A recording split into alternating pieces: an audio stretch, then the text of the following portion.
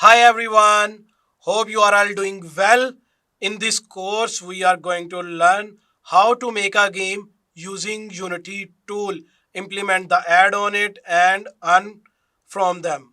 Firstly, I will tell you about me. My name is Habib Sultan and I have a 6 year of experience in gaming industry and make different types of game. So let's start our course. हम start करते हैं सबसे पहले game programming से कि game programming क्या होती है, गेम्स किस तरह वर्क करती हैं, प्रोग्रामिंग किस तरह वर्क करती है, प्रोग्राम क्या होते हैं हमारे पास और डिफरेंट किस्म की प्रोग्रामिंग किस बेसिस पे हो सकती हैं, लॉजिक्स क्या हो सकती हैं। हम अपने इस कोर्स में ये देखेंगे कि गेम डिज़ाइनिंग क्या होती है, डिज़ाइनर का क्या रोल होता है।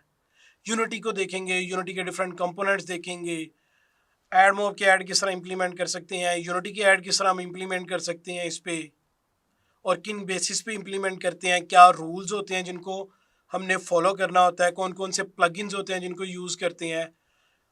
रियलिस्टिक कार किट भी हम देखेंगे कि हम इजीली कोई भी कार किस तरह यूज़ कर सकते हैं, कोई सिमुलेशन की गेम बना सकते हैं। कार के कंट्रोल्स हमें लिखने नहीं पड़ेंगे, हम इजीली उन्हें किट्स को या प्लगइन्स को यूज़ करते हुए कर सकते हैं। एक्शन की किट्स देखेंगे कि कोई स्नाइपर से रिलेटेड गेम बनानी है तो वो हम गेम्स किस तरह बना सकते हैं। उसके अलावा हम ये देखेंगे कि क्या नाम लेते हैं, और भी जो डिफरेंट किट्स हैं कंट्रोल्स के लिए यूज़ होती हैं उन्हें किस तरह यूज़ कर सकते हैं। Programming, what is programming, programming क्या है, ठीक है। Programming is how to get computer to solve a problem, कि कंप्यूटर किस तरह एक प्रॉब्लम को सॉल्व आउट करता है। कोई भी प्रॉब्लम होती है हम उसे कहते हैं 1 to लेके 10 तक प्लस कर दो, ये एक प्रॉब्लम है जो हमने कंप्यूटर को पास ऑन की है तो कंप्यूटर उसे कैसे गेट करेगा कि इसको सॉल्व आउट करना है। तो क्या है, हम एक लॉजिक डिज़ाइन करते हैं जो कंप्यूटर को बताते हैं कि इसको इस तरीके से सॉल्व आउट करना है। जो कंप्यूटर है वो हमारे बगैर कुछ भी नहीं है, क्योंकि कंप्यूटर कुछ भी नहीं कर सकता है जब तक हम कोई इंस्ट्रक्शन ना पास ऑन करें। इसमें दो चीज़ें सबसे इंपॉर्टेंट हैं, एक हम और दूसरा कंप्यूटर, यानी कि ह्यूमन एंड कंप्यूटर, ठीक है। ह्यूमन उसे इंस्ट्रक्शन पास करता है तो कंप्यूटर वर्क करता है। जिस तरह हमारे पास सिंपल सी एग्जांपल है कि हम अपना सिस्टम ऑन करते हैं, माई कंप्यूटर पे डबल क्लिक करेंगे तो वो माई कंप्यूटर को ऑन करता है। अगर हमारा सिस्टम ऑन है, हम कोई भी इनपुट नहीं पास कर रहे, तो कोई भी इंटरेक्शन नहीं कर रहे, तो कंप्यूटर जो है वो भी कुछ नहीं करेगा। वो भी सेम वैसे ही परफॉर्म, यानी कि जो उसकी यूआई नज़र आ रही होगी, जिस तरह माई विंडो है वो हमने लॉग इन कर लिया है तो वो वहाँ का वहाँ रहेगा जब तक हम कोई इंस्ट्रक्शन उसे पास नहीं करेंगे। तो मेन दो की जो फेज़ हैं इसके वो यही है कि एक हम है और एक कंप्यूटर है। Without the program the computer is useless, ठीक है। कंप्यूटर के पास कोई प्रोग्राम ही नहीं होगा, वो यूज़लेस होगा। अगर विंडो ही नहीं हुई होगी तो ब्लैक स्क्रीन हमारे पास आ जाएगी, कोई प्रोग्राम ही नहीं उसके पास चल रहा होगा। सिर्फ हम बायोस या डिफरेंट उसकी जो चीज़ें हैं, मिसाल के तौर पे बायोस वगैरह को एक्सेस कर सकते हैं, उसमें कुछ चेंज हम कर सकते हैं, उसके अलावा कोई भी एक्सेस नहीं कर सकते। अगर वो भी ख़राब है, वो भी एक बैकएंड पे प्रोग्राम है जो जिसके थ्रू हम उसको यूज़ कर रहे हैं। सोल्व द प्रोग्राम, कंप्यूटर एक टूल है, ठीक है, वो प्रॉब्लम सॉल्व करता है, ये हम सबको पता है कि कंप्यूटर जो रिबॉट्स हैं सिंपल या एआई है वो हमारे लिए आसानी पैदा करती हैं। एक कोई भी मशीन वर्क करती है या कोई भी हम एग्जांपल पुट कर सकते हैं, मोबाइल है, मोबाइल हमारे लिए आसानी पैदा करता है, हमें एक जगह से दूसरी जगह जाना नहीं पड़ता, हम यहाँ से कॉल करते हैं और हमारा काम हो जाता है। अच्छा, ये हमारे पास एक इमेज है। प्रॉब्लम्स, जो भी प्रॉब्लम्स होती हैं वो ह्यूमन उन्हें इंस्ट्रक्शंस देता है। हम तो कंप्यूटर को इंस्ट्रक्शंस देते हैं कोई भी लैंग्वेज में, डिफरेंट लैंग्वेज हो सकती हैं, सी शार्प हो सकती है, डॉट नेट हो सकती है, असेंबली लैंग्वेज हो सकती है। जो इसकी इनिशियल और नेटिव लैंग्वेज थी वो थी बाइनरी लैंग्वेज है, ठीक है। और अभी भी मोस्टली बाइनरी लैंग्वेज में ही ये कोड लेता है और उसे प्रोसेस करता है, लेकिन इनिशियली तौर पे असेंबली वगैरह और उसके बाद बेसिक वीबी और डॉट नेट, ये सब लैंग्वेजेस हैं जो इसके लिए यूज़ होती हैं। इसमें हम क्या करते हैं, हम उसे इंस्ट्रक्शन पास करते हैं किसी भी लैंग्वेज में।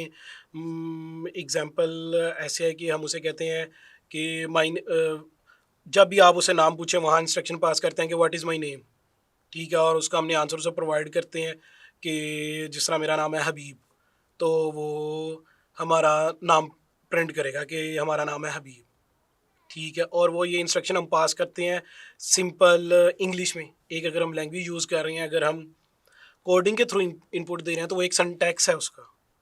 प्रोग्रामिंग का कोई भी लैंग्वेज है वो एक सिंटैक्स है। उस सिंटैक्स में जो भी हम लिखेंगे उसमें हमें वो ऑप्शन देता है कि हम लिखते हैं कि व्हाट इज़ योर नेम, और वो हमें डीबग करता है या प्रिंट करेगा। हम उसे आंसर बताएंगे कि अगर वो ये क्वेश्चन पूछ रहा है तो उसे ये आंसर कर दे कि मेरा नाम है हबीब। तो वो उसको सॉल्व आउट करके कि इसने मेरे से क्वेश्चन किया व्हाट इज़ योर नेम, और उसको मैंने आंसर करना है हबीब। इसको वो कन्वर्ट किस तरह करता है, ये इसको 10 की लैंग्वेज में कन्वर्ट करता है, बाइनरी में कन्वर्ट करता है। ये इसको सिंपल हम जिस तरह इंस्ट्रक्शन पास करते हैं कंपाइलर इसे उस तरह यूज़ नहीं करता। इसकी कन्वर्जन होती है, कंपाइलर इसे कन्वर्ट करता है 1001 की लैंग्वेज में। कंप्यूटर को सिर्फ एक ही लैंग्वेज आती है, वो है 01, जिस पे वो काम करता है 0 या 1, और इसी की बेस पे वो सारी इंस्ट्रक्शन बनाता है। इसी की बेस पे वो अल्फ़ाबेट्स, न्यूमेरिक कीज़, कोई भी इंस्ट्रक्शंस हैं वो बैकएंड पे उसके पास इसी बेस पे बनती हैं। जितनी हमारे पास कीबोर्ड पे कीज़ हैं, ठीक है, इनके आस्की कोड्स होते हैं डिफरेंट्स, ठीक है, उनकी बेसिस पे वो इनको यूज़ करता है और वो इंस्ट्रक्शन कंपाइलर को पास होती हैं। अच्छा, व्हाट इज़ गेम प्रोग्रामिंग? ठीक है, गेम प्रोग्रामिंग जो है वो 2 डिफरेंट चीज़ों पे इन्वॉल्व होती है।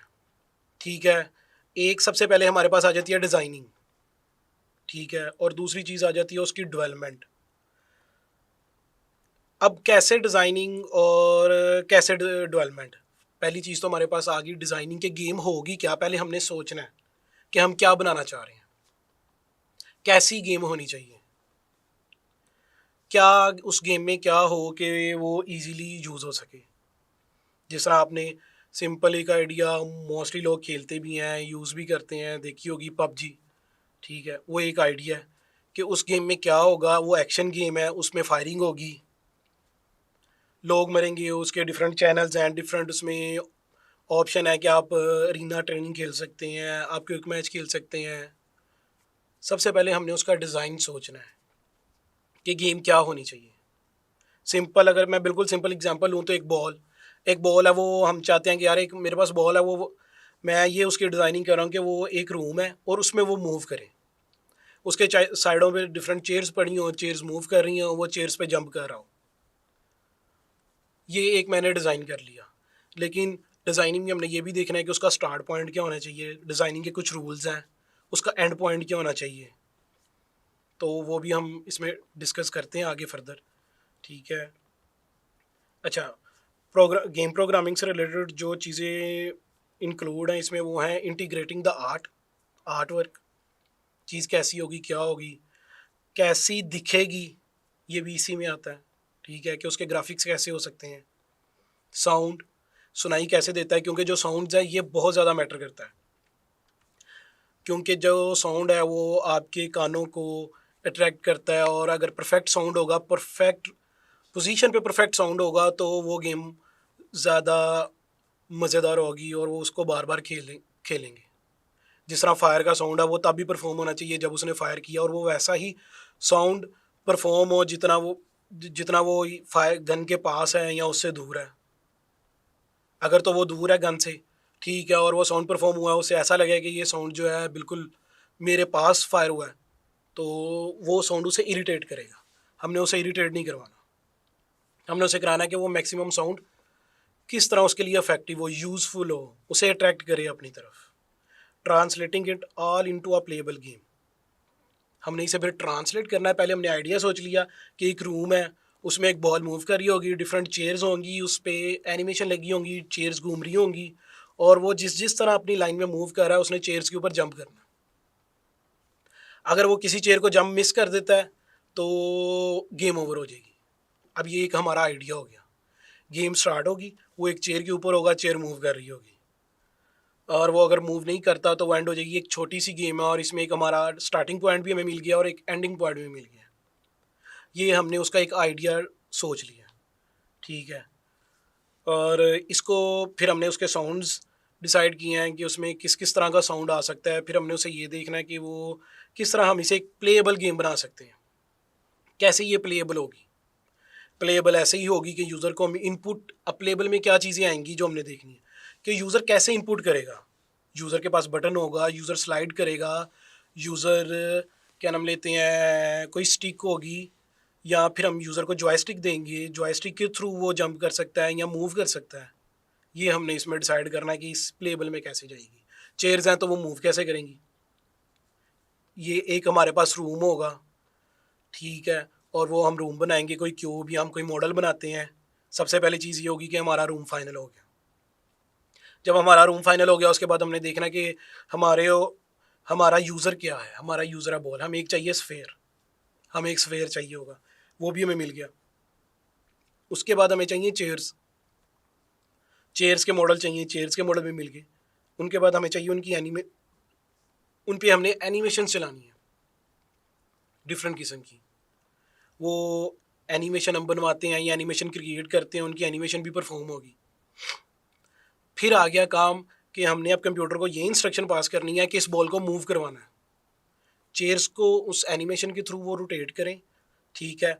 और अगर मैं रखता हूँ, मैं एक बटन रखता हूँ जंप का, और मैं जंप का बटन क्लिक करूँ तो जो बॉल है वो एक जगह से जंप करके दूसरी जगह चली जाए, दूसरी चेयर पे, यानी कि एक चेयर से जंप करे और दूसरी चेयर पे चली जाए। ये भी उसने जंप कर लिया, ठीक है। ये भी हमने डिसाइड कर लिया कि हम बैक एंड पे कोड में किस तरह ये ट्रांसलेट होगा।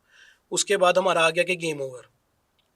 जैसे ही वो ग्राउंड को टच करता है, ग्राउंड को टच करेगा तो गेम ओवर हो जाएगी।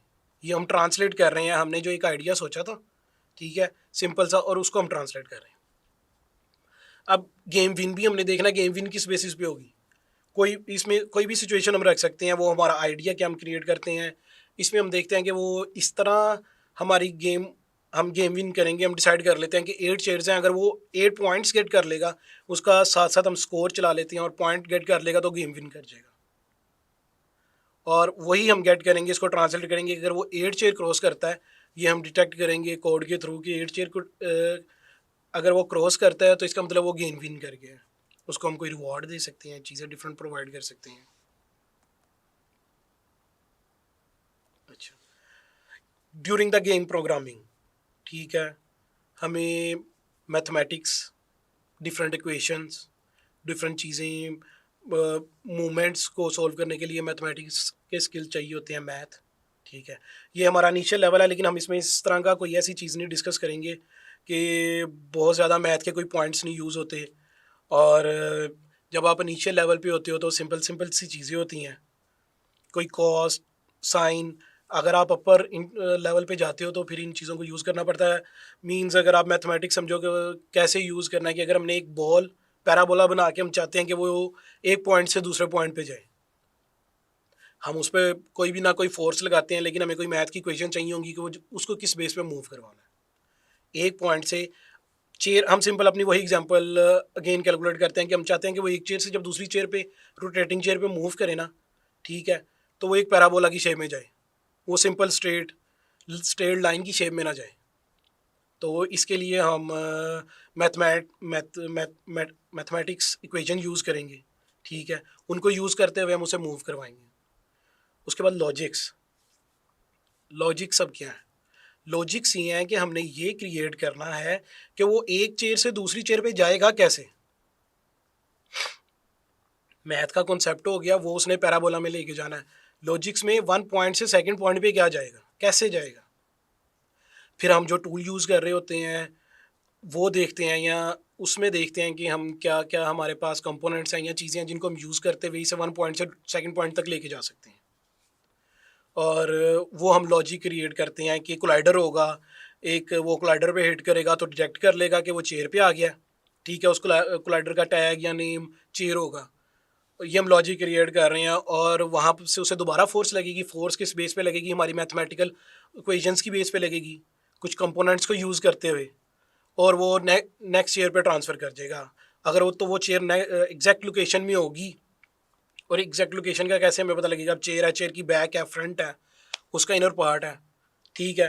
तो ये भी हम डिटेक्ट कर सकते हैं कि चेयर की बैक है, चेयर का फ्रंट है, चेयर का इनर पार्ट है, ठीक है। ये भी हम अपनी लॉजिक्स क्रिएट करके और प्रोग्रामिंग के थ्रू गेट कर सकते हैं वो किस पॉइंट पे उसने हिट किया, गेम ओवर करवानी है कि उसकी गेम कंटिन्यू करवानी है, उसके पॉइंट्स पूरे हो गए हैं। कंप्यूटर स्किल्स, कंप्यूटर स्किल्स में क्या आता है कि कंप्यूटर चलाना आना चाहिए, और ये मोस्टली 99.9 पर्सन लोगों को सबको आता है आजकल कंप्यूटर चलाना, कि कंप्यूटर ऑन कैसे करना है, कंप्यूटर में कोई सॉफ्टवेयर कैसे खोलना है और गूगल पे जाके सर्च आउट किस तरह करना है, या कोई चीज़ कैसे डिटेक्ट करनी है। अगर कोई कुछ नहीं भी लिख सकता और वो सिंपल वहाँ जाके वॉइस में अगर वो बोलता भी है तो वहाँ से भी उसको उसके सॉल्यूशंस या उससे रिलेटेड डाटा मिल जाता है। अच्छा, the programming of a game is a complex Endeavour and include the following. अच्छा, जो कॉम्प्लेक्स भी है गेम प्रोग्रामिंग, इसमें कुछ ऐसी चीज़ें आती हैं जो जिनको हमने इंटेलिजेंटली सॉल्व आउट करना होता है, उन्हें हम सिंपल सिंपल किसी चीज़ों को लेके नहीं चल सकते, उन चीज़ों को उस तरह मूवमेंट नहीं करवा सकते उन चीज़ों की। Mapping the terrain, mapping the terrain में क्या आ जाता है? Terrain means ground, terrain means like over earth, different पहाड़ हैं, पानी है, घर हैं लोगों के, रोड्स हैं, ये सब कुछ टेरन कम में कवर होता है कि हमारा घर कहाँ पर होगा, जो पहाड़ हैं वो किस साइड पे आने चाहिए, कैसे आने चाहिए। मैपिंग द टेरन में ये सारी चीज़ें आ जाती हैं। Implement artificial intelligence. अच्छा, आर्टिफिशियल इंटेलिजेंस क्या है? कि कोई भी रोबोट है, एआई है, वो कैसे वर्क करेगी। सिंपल हम अगेन वही एग्जांपल लेंगे चेयर्स वाली। इसमें हमारी एआई क्या हो सकती है? इसमें हमारी एआई है चेयर्स का मूव करना।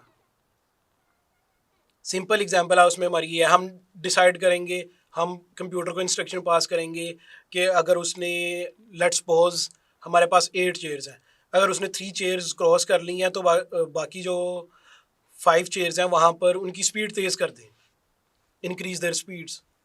तो वो किस तरह होगा वो हम कंप्यूटर को बताएंगे, ये आर्टिफिशियल इंटेलिजेंस होगी। उसके लिए टफ, उस यानी कि जो यूज़र है उसके लिए टफ हो जाएगा खेलना।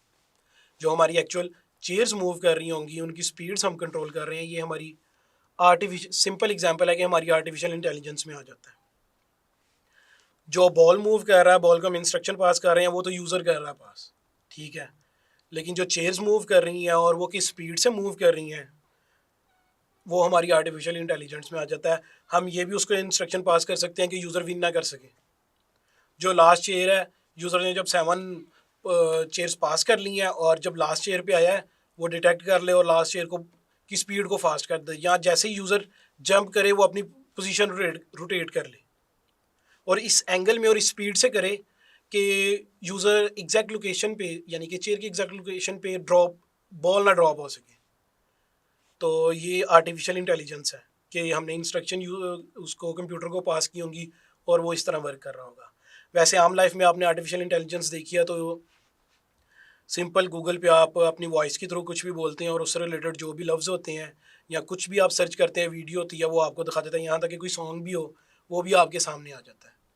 कोई रिपोर्ट आप देखते हैं वो वर्क कर रहा होता है, सफाई कर रहा होता है, डिफरेंट लोकेशंस पे मूव कर रहा होता है, तो वो भी आर्टिफिशियल इंटेलिजेंस के थ्रू है कि उसमें उसे कोड कर दी है, उसको इंस्ट्रक्शन दे दी हैं, ठीक है। उसमें एक मेमोरी है, एक प्रोसेसर है जो प्रोसेस कर रहा है चीज़ें और वो उस तरह काम कर रहा है। सिंपल आर्टिफिशियल इंटेलिजेंस की सिंपल एग्जांपल हमारा अलार्म भी है, जो हम टाइम फिक्स करते हैं वो उस पर बोलता है। कनेक्टिंग प्लेयर इनपुट, प्लेयर की इनपुट, ये भी कि इसका मेन पार्ट है कि हम प्लेयर को इनपुट देंगे। हमने इसके बारे में डिस्कस किया, जिस तरह जंप का बटन है वो हम प्रेस करेंगे तो ही बॉल जंप करेगा, अगर हम प्रेस नहीं करेंगे बॉल जंप नहीं करेगा। तो जो बॉल है हमारा वो इस बेस पे जंप करता है।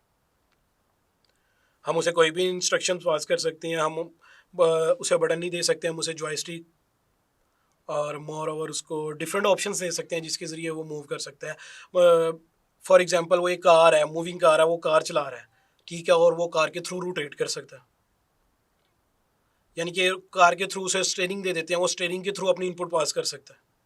यानी कि डिफरेंट इनपुट सोर्स हैं जिसके थ्रू हम उसे इनपुट पास करेंगे और जो हमारा प्लेयर है वो वैसे ही रिएक्ट करेगा जैसे हम उसे इनपुट देंगे। सिंपल एक मोबाइल की एग्जांपल है, अगर हमने मोबाइल ऑन करना हो, मोबाइल पे कोई गेम स्टार्ट करनी हो तो हम उसे इंस्ट्रक्शन पास करते हैं by input. There are also a number of sub specialist with in game programming which में इंक्लूड दीज अमंग अदर्स। कुछ और भी ऐसी चीज़ें हैं जो इसमें हमें आनी चाहिए, ये इसकी सब कैटेगरी में आता है। लाइक ग्राफिक्स प्रोग्रामिंग, ग्राफिक्स से रिलेटेड प्रोग्रामिंग। अब ग्राफिक्स में क्या आते हैं, विजुअलाइजेशन आती है कि कैसा नज़र आना चाहिए, कलर स्कीम क्या होनी चाहिए। एक रोड है, अब नॉर्मल है कि एक रोड है वो ब्लैक कलर की होती है, उसमें लाइंस होती हैं, ठीक है ना, डिफरेंट लाइंस में डिवाइड किया होता है। 4 लाइंस की रोड है तो वाइट लाइन से उसे सेपरेट किया होता है, येलो लाइन भी होती है, ठीक है। तो वो कैसे नज़र आनी चाहिए। अब ये तो नहीं है कि हम एक रोड है उसका कलर रेड कर दें, ठीक है, और हमने कौन कौन सा कलर प्रोवाइड करना है। डिफरेंट शेडर्स होते हैं, शेडर्स की प्रोग्रामिंग भी होती है, वो भी ग्राफिक प्रोग्रामिंग में आती है। लाइक अगर कोई भी करेक्टर है, ठीक है, कोई भी टेबल है, तो वो उसकी लुक कैसी होनी चाहिए। गेम्स में आपने डिफरेंट ऐप्स में देखा है कि डिफरेंट चीज़ें उनकी डिफरेंट डिफरेंट लुक होती है, कोई शाइन ज़्यादा कर रहा होता है, कम कर रहा होता है। ये डिफरेंट टेक्सचर्स और शेडर प्रोग्रामिंग को यूज़ करते हुए उसे इम्प्लीमेंट किया जाता है। उसके बाद आ जाती है नेटवर्क प्रोग्रामिंग। अगर हम जाते हैं गेम डिफरेंट प्लेयर्स आपस में खेल सकें, तो उसमें आ जाती है नेटवर्क प्रोग्रामिंग। पैकेट्स के पैकेट्स कब आए हैं, कौन सा पैकेट सेंड किया है, किसको सेंड कर रहे हैं, रिसीव हुआ है नहीं हुआ, उसे भी टाइम पे रिसीव हो रहा है कि नहीं हो रहा। ये भी सारी चीज़ें नेटवर्क प्रोग्रामिंग में डिपेंड करती हैं। और एआई प्रोग्रामिंग, ये भी हम डिटेल में डिस्कस कर चुके हैं कि एआई प्रोग्रामिंग से रिलेटेड क्या है, कि कोई भी एआई है तो वो कैसे वर्क करेगी। व्हाट इज़, अच्छा, इससे पहले कि हम डिस्कस करें गेम डिज़ाइन को और ज़्यादा डिटेल में, गेम प्रोग्रामिंग को हम फाइनलाइज कर लेते हैं कि गेम प्रोग्रामिंग में हमने देखा कि क्या क्या चीज़ें हमें चाहिए या हमें पता होना चाहिए, या गेम प्रोग्रामिंग क्या है। उसमें सबसे पहले आर्ट वर्क, साउंड्स, ठीक है, और उसके साउंड्स के बाद हमने उसमें देखा है कि यूज़र इनपुट। ये डिफरेंट हमने चीज़ों पे डिस्कशन किया और उसे देखा कि वो किस तरह वर्क करेंगे और हम उन पे किस तरह काम कर सकते हैं और वो कैसे कैसी होती हैं। अच्छा, what is game design. Game design में अब इसमें डिफरेंट टाइप्स की चीज़ें आती हैं। हम इसको डिटेल में देखते हैं कि इसमें क्या क्या चीज़ें इंक्लूड होती हैं। Game designer are responsible for the overall creative vision of the game. Game designer ही मेन रिस्पॉन्सिबल होता है कि क्रिएटिविटी पैदा उसने करनी होती है कि गेम कौन सी खेल रहे हो, क्यों खेलना चाहेगा यूज़र, क्यों उसमें इंटरेस्ट होगा। एक हमने रूम क्रिएट किया, उसमें हमने चेयर्स मूव करवाई हैं, बॉल के एक पोजीशन से दूसरी पोजीशन पे मूव करवाया, तो क्यों वो एक पॉइंट से दूसरे पॉइंट पे मूव कर रहा है, इसमें यूज़र का इंटरेस्ट क्या होगा, और क्यों ये चेयर्स ही होनी चाहिए और बॉल ही होना चाहिए। While game programmer have the technological know-how to implement the game designer idea, थोड़ी बहुत उसे नो होनी चाहिए कि आइडिया ये इम्प्लीमेंट भी हो सकता है कि नहीं हो सकता। कोई ऐसी चीज़ वो ला दे क्रिएटिविटी करके कि ये इम्प्लीमेंट करो और वो इम्प्लीमेंट ही ना हो सके। लाइक अगर हम इसकी एग्जांपल लें तो सिंपल सी, अगर इसी की एग्जांपल क्रिएट करते हैं कि हमारा एक रूम है और वो एक अपने गेम डिज़ाइनर जो है वो आइडिया ये पेश कर रहा है कि जो बॉल है वो रूम से बाहर भी चला जाए और दोबारा आ जाए, या वो बॉल इनविजिबल हो जाए। लाइक फॉर सिर्फ एग्जांपल के तौर पे, वैसे तो एज इट इज़ नहीं कि वो इनविजिबल हो जाए और वो रूम से बाहर चला जाए और वो रूम से अंदर आ जाए। अगर तो प्रोग्रामिंग में आप करना चाहो तो ये तो हो सकता है कि आप उसे इनविजिबल करो, रूम से वो बाहर जाए और वहाँ भी आप उसे देख सको और वो वापस आ जाए, या आप उसकी जंप इस तरह बना सकते हो कि वो आउट ऑफ द वॉल्स जाए और फिर वो दोबारा आके उस चेयर के ऊपर जंप करे। तो लेकिन ये अगर हम अपने गेम के आइडिया के हिसाब से देखें तो ये उसमें इम्प्लीमेंट नहीं हो सकता, क्योंकि हमारी जो गेम है वो है चेयर टू चेयर मूव करना, ठीक है। क्योंकि उसे पॉसिबिलिटी होनी चाहिए कि अगर मेरी टीम है, कोई भी गेम डिज़ाइनिंग का सबसे बड़ा ये भी काम होता है साथ, कि मेरी जो टीम है वो ये काम कर सकती है। अगर मैं खुद भी कोई अपनी गेम बना रहा हूँ तो सबसे पहले मैं अगर उसकी डिज़ाइनिंग के बारे में सोचता हूँ तो ये मुझे आइडिया होना चाहिए कि मेरे किस लेवल के स्किल्स हैं, मैं क्या कर सकता हूँ। मैं एक ऑफलाइन गेम बना सकता हूँ और एक सिंपल सी ये chairs controller with ball game बना सकता हूँ, कि मैं नेटवर्किंग की गेम बना सकता हूँ मल्टीप्लेयर। तो वो मैंने अपने स्किल्स भी देखने हैं अपनी कोई भी गेम डिज़ाइन करने से पहले कि मेरे स्किल्स क्या होंगे, इसलिए उसको हवन होनी चाहिए टेक्निकल स्किल्स से रिलेटेड भी। Bring them to life using computer code. Simple computer code को यूज़ करते हुए ऐसी गेम बनानी चाहिए कि उसे हम लाइफ में ला सकें, सब उसको यूज़ कर सकें और उसको खेल सकें। What does a game designer do? A game designer differ from a game programmer. अच्छा, मोस्टली इंडस्ट्री में होता है कि जो गेम प्रोग्रामर होता है वो ही आगे जाके गेम डिज़ाइनर होता है, क्योंकि उसको टेक्निकल हावनो भी हो जाती है, उससे एक्सपीरियंस भी हो जाता है। डिफरेंट कोर्सेज हैं गेम डिज़ाइन से रिलेटेड, ठीक है, लेकिन मोस्टली वो भी उन्हीं से रिलेटेड हैं। जो गेम प्रोग्रामर होगा वही मोस्टली गेम डिज़ाइनर होता है। लेकिन कुछ ऐसे भी हैं लोग जो क्या नाम लेते हैं गेम प्रोग्रामर नहीं है, लेकिन उनमें गेम डिज़ाइनिंग की क्रिएटिविटी बहुत ज़्यादा है, वो बहुत अच्छा आइडिया दे सकते हैं। कोई ऐसा पर्सन है जो बिल्कुल इस गेम प्रोग्रामिंग की फील्ड से रिलेट ही नहीं करता, लेकिन वो आपको ऐसा एक आइडिया प्रोवाइड कर देता है कि आप कहते हो ये ऑसम, ये तो बहुत ज़बरदस्त है, इसे इम्प्लीमेंट भी किया जा सकता है। लाजमी नहीं है कि वो गेम प्रोग्रामर होगा, लेकिन मोस्टली जो है वो गेम प्रोग्रामर ही होते हैं जो गेम डिज़ाइनर होते हैं। ग्राफिक डिज़ाइनर भी अक्सर स्विच कर जाते हैं और गेम डिज़ाइनिंग की तरफ चले जाते हैं। अच्छा, a game designer differ from a programmer in that this is a much more holistic.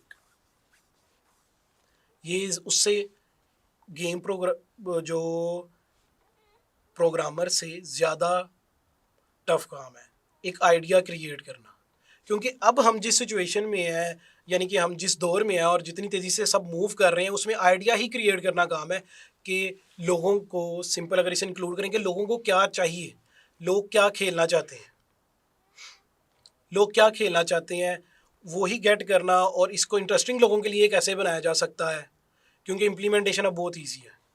Main काम है आइडिया जनरेट करना कि लोग ये गेम, मेरी अगर मैंने एक गेम बनाई है, अगर ये आइडिया जनरेट कर रहा हूँ तो लोग इसे क्यों खेलेंगे, क्या इसमें ऐसी चीज़ मैं जनरेट करूँ कि लोग इसे खेलेंगे।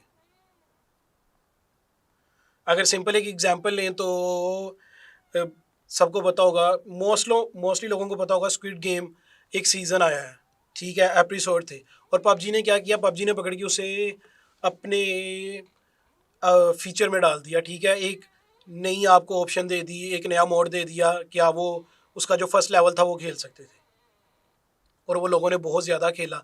इसी तरह प्ले स्टोर पे भी लोगों ने स्क्विड गेम की फ़ौरन बहुत ज़्यादा गेम बनाई। ये एक उन्होंने ट्रेंडिंग को कैच किया कि लोग ये चाहते हैं और लोग इस टाइम ये खेलना चाह रहे हैं। Game designer knowledge, game designer को बहुत ज़्यादा चीज़ों का नॉलेज होना चाहिए। गेम डिज़ाइनर को नॉलेज होना चाहिए कि मेरी ग्राफिक टीम भी क्या कर रही है। इसमें ग्राफिक टीम आ गया तो ग्राफिक टीम से रिलेटेड ये है कि जिन्होंने डिज़ाइन बनाना है, आपकी एक टीम भी होती है जो डिज़ाइन, ग्राफिक्स की नज़र कैसे आएगा और मॉडल्स कैसे होंगे, उन सब पे काम करती है। इसको भी देखेंगे हम कि वो उनका काम किन चीज़ों से रिलेटेड होता है, और उसकी गेम डिज़ाइनर के नॉलेज के थ्रू उसकी एबिलिटी होनी चाहिए कि वो बड़ी पिक्चर देख सके। बड़ी पिक्चर से रिलेटेड मुराद यही है कि उसे आइडिया होना चाहिए यूज़र्स का, लोग किस चीज़ों में काम कर रहे हैं, यूज़र किन चीज़ों में इंटरेस्ट ले रहा है, या कहाँ पर लूप होल है, क्या चीज़ है जो यूज़र को नहीं मिली। एक एंटी स्ट्रेस गेम है, वो एक आइडिया जनरेट किया, ठीक है, और उसको लोगों ने खेला, और वो गेम सिंपल ये है कि आप क्लिक कर रहे हो, आप क्या कर रहे हो, बटन ऑन ऑफ कर रहे हो, ठीक है।